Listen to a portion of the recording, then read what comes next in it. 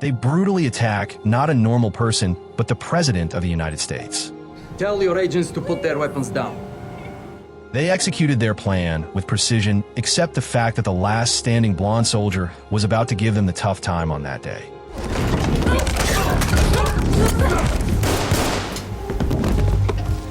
I don't have many subscribers, but your single comment is a ray of hope to motivate me.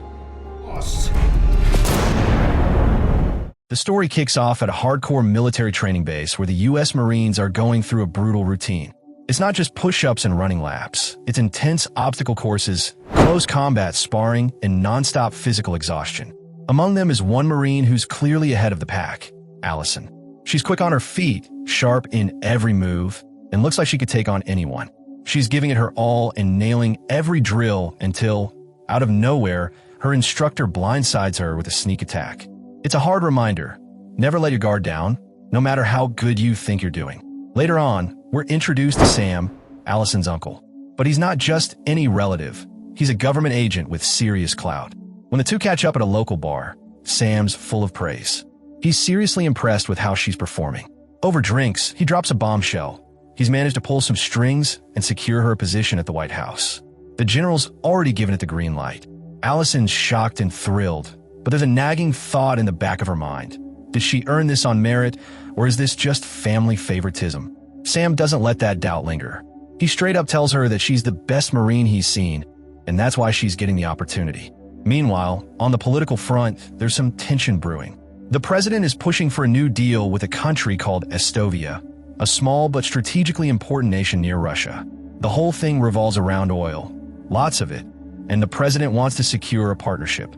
Not everyone is on board, though. Critics are calling it a bad idea, especially since rumors say that Estonia's oil industry is heavily influenced by Mafia groups. Even a vice president isn't convinced. During a private chat in the Oval Office, he voices his concern, pointing out how risky it is to get involved with a country tied up in organized crime. But the president stands firm. He believes the alliance is necessary and is determined to move forward with it. Back at the White House, Allison officially joins the security team. Sam gathers his crew and starts prepping for the president's upcoming trip to Estonia, where the deal is supposed to be finalized. Sam tells Allison she'll be flying out with him, escorting the president on none other than Air Force One. Allison is stunned. Riding Air Force One has always been a dream of hers, something she thought would never happen. And now it's real. While that's happening, we get a glimpse of General Rodionov, a powerful and dangerous man pulling strings in Estonia. He's absolutely livid about the U.S.-Estonia alliance. Rodionov knows that if the president gets involved, he could lose control of the country's oil, which is his main source of power. Furious, he storms into a meeting with Estonia's prime minister, who supports the deal. Rodionov doesn't hold back. He's not letting this partnership go through without a fight. He's ready to do whatever it takes to stop it. Things take a dark turn quickly. An Air Force One pilot comes home to find his family being held at gunpoint by Nikolai, one of Rodionov's cold-blooded operatives. Nikolai demands the pilot call the White House and say he can't fly the next day. The pilot obeys, but it doesn't save him or his family. Nikolai kills them all on the spot. Around the same time, another one of Rodionov's agents, Joan, ambushes a U.S. official in charge of aircraft logistics. She knocks him out, steals key data, and now Rodionov's team has control over the flight systems. Everything is falling into place for their hijacking plan. The next day, Allison steps onto Air Force One, wide-eyed and speechless. The plane is a masterpiece, huge, high-tech, and more luxurious than she imagined. Sam rushes her inside so they can settle in before takeoff. Not long after, President Falcon arrives, all business, heading straight to his private room.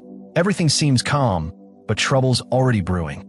Nikolai, disguised as a pilot, has already boarded. Joan is also hidden on the plane, silently eliminating security.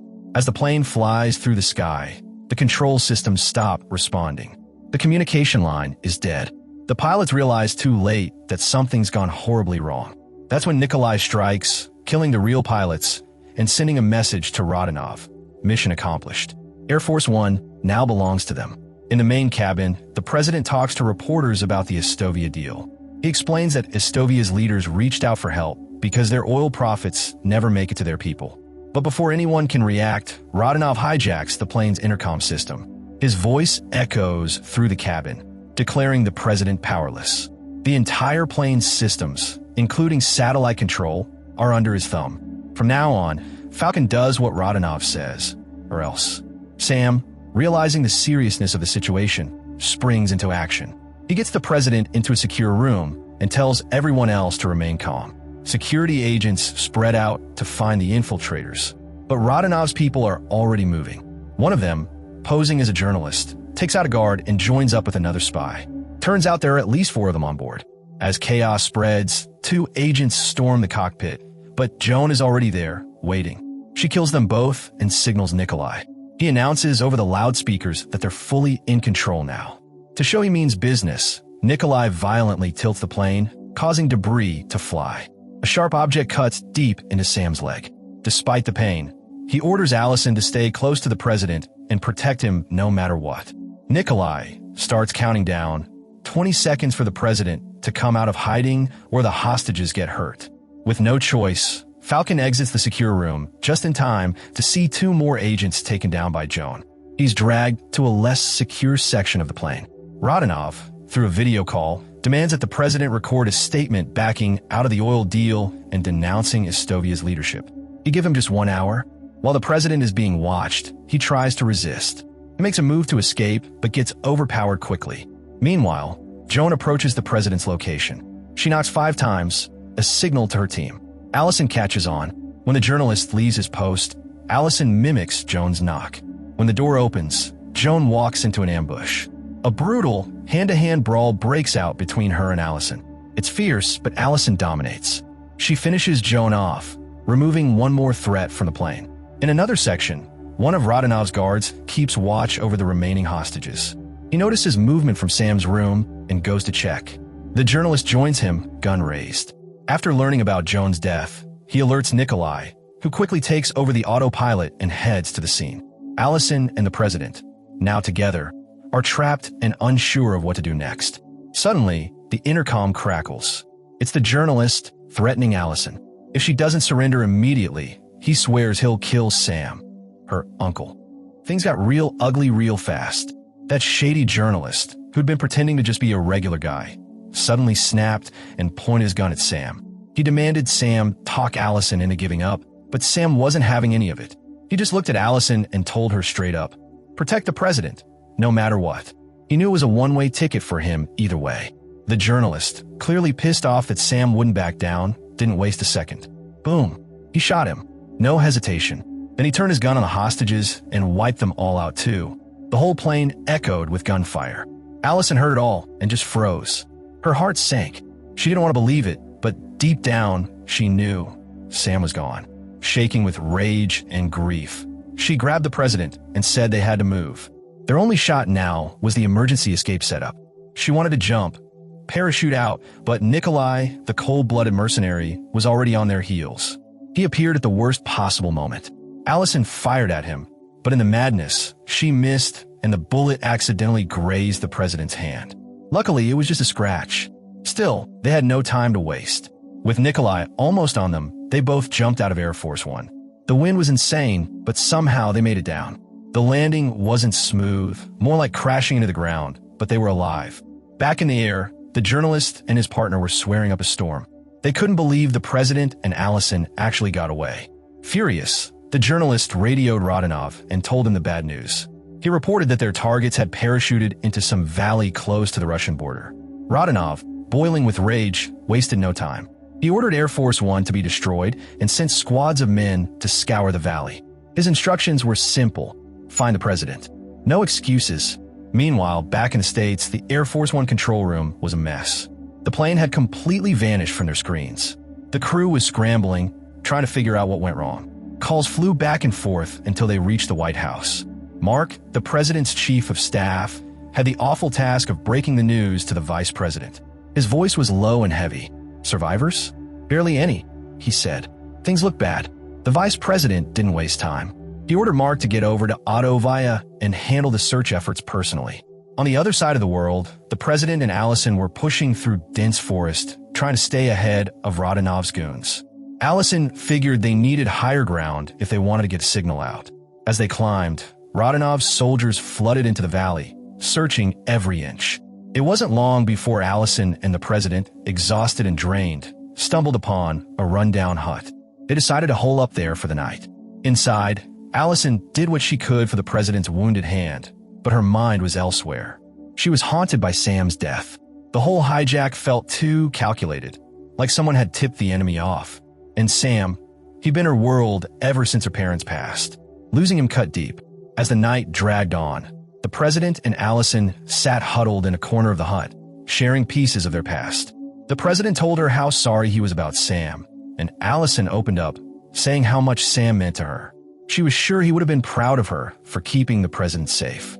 When morning came, Allison found herself resting on the president's shoulder. She jerked upright, a bit embarrassed, but he just gave her a relaxed smile and joked, "Don't worry, I'm still single. No one's gonna get jealous." They got moving again, but things were about to go sideways again. Rodanov's men were hot on their trail. When they closed in, Allison fought like a machine, taking down a few soldiers easily. But there were too many of them. The president realized they couldn't win this fight and suggested they surrender. So now, they were prisoners, dragged straight to Rodanov's creepy, industrial-looking compound. Allison was crushed. She blamed herself for everything. For Sam, for the crash, for not spotting the traitors sooner. The guilt was eating her alive. Rodanov had the president pulled into another room and left Allison with his right-hand guy, who immediately started acting gross and tried to mess with her. But Allison wasn't about to be anyone's victim. She took him out fast, quick, brutal, and silent. Then, like a ghost, she slipped through the hallways, taking down guards as she went.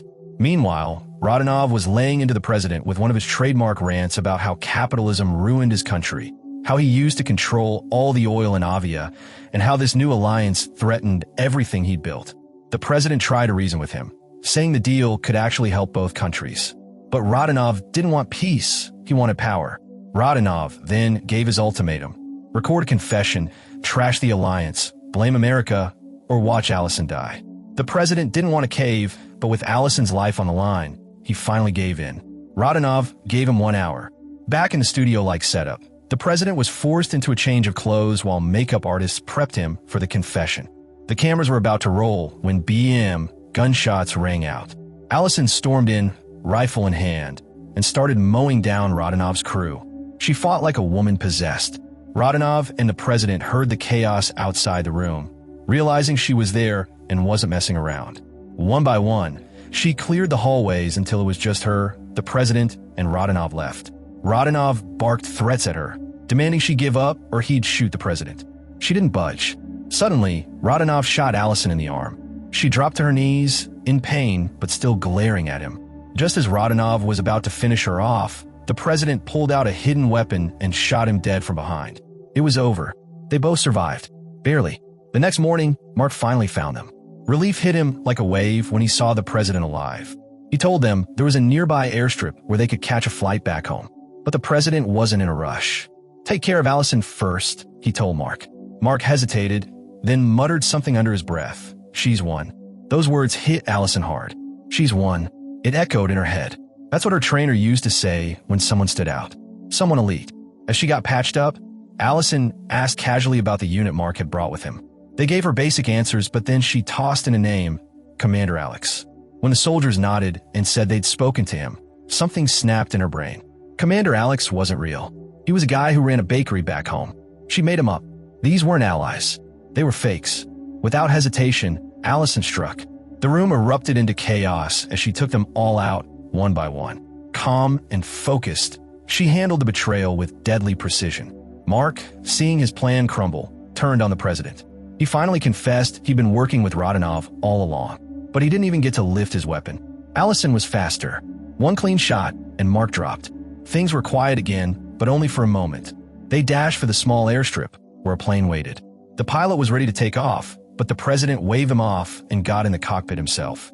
Up in the air, with Allison beside him, he looked over and nodded. No words, just mutual respect. Then he picked up the radio and addressed the world. He was alive, and the alliance with Via was stronger than ever.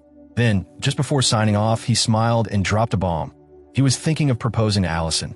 Yeah, if anyone ever tries hijacking Air Force One again, they better pray Allison's not on board, unless they're in the mood to get absolutely wrecked by someone tougher than most people dream of being.